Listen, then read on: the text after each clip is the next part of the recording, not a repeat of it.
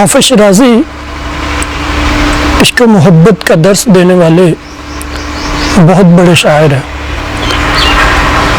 آپ ایک جگہ لکھتے ہیں، ماں قصہ سکندر و دارا نہ خواندائم، ازما بجز حکایت مہر و وفا مپرس۔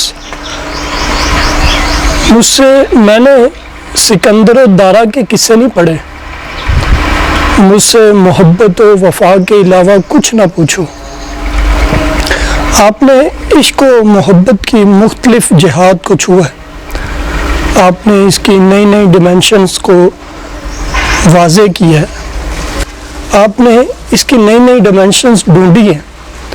آپ ایک جگہ لکھتے ہیں، جہاں وہ ہرچے درو ہست سہل مختصر رست، از اہل معرفت این مختصر دریغ مدار۔ دنیا میں جو کچھ ہے آسان ہے، مختصر ہے، اس مختصر پر پریشان نہیں ہونا۔ آج ہم جس موضوع پر گفتگو کریں گے وہ یہ ہے کہ عشق جو ہے وہ بلند ہے۔ آپ فرماتے ہیں، اے دل جناب عشق بلند است ہمت۔ عشق کی بارگاہ وہ اونچی ہے، اپنی ہمت کو بلند کرو۔ نیک شنو حدیث و تو ای قصہ گوش مدار۔ بات کو اچھی طرح سنو، عشق کی جو بات ہے اس کو اچھی طرح سنو اور اس پر کان دھرو۔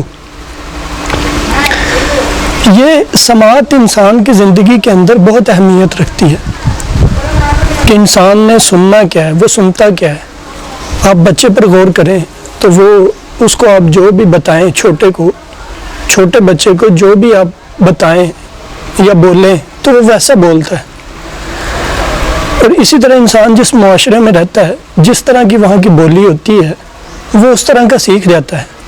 اگر کوئی بچہ اردو لینگویج کے اندر وہ پیدا ہوا ہے تو وہی سیکھ جاتا ہے، اگر کوئی انگلش معاشرے کے اندر جو ہے وہ پیدا ہوا ہے تو وہ وہی زبان سیکھ جاتا ہے۔ اس طرح وہ جس طرح کے معاشرے کے اندر ہوتا ہے اسی طرح کی اس کی عادات ہو جاتی ہیں اور اسی طرح کی اس کا اسپیکنگ، اس کا بولنا ہو جاتا ہے۔ اگر آپ کبھی غور کریں کہ کوئی انسان اگر وہ شور کے اندر زندگی گزارتا ہے تو اس کے اندر چڑچڑاپن، عجلت، اس طرح کی جو ہے وہ خصائل اس کے اندر پائی جاتی ہیں، پیدا ہو جاتی ہیں۔ اور کوئی اگر تنہائی کے اندر زندگی گزارتا ہے تو اس کے اندر خاموشی، ٹھہراؤ اس کی طبیعت کے اندر پیدا ہو جاتا ہے۔ ایسے اقبال کہتے ہیں، کبھی تنہائی کوہ دمن عشق، کبھی سوز و سرور و انجمن عشق۔ یہ جو سماعت ہے یہ بھی ایک پولیوشن ہوتی ہے، نوائز پولیوشن۔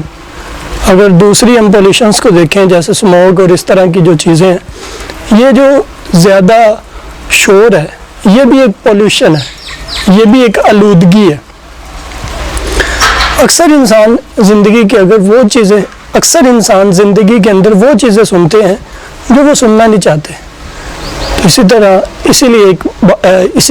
اسی لیے حافظ شیرازی نے کہا کہ عشق کی بارگاہ اونچی ہے، ہمت کر، اور اس کی بات کو اچھی طرح سنو، اس پر کان دھرو۔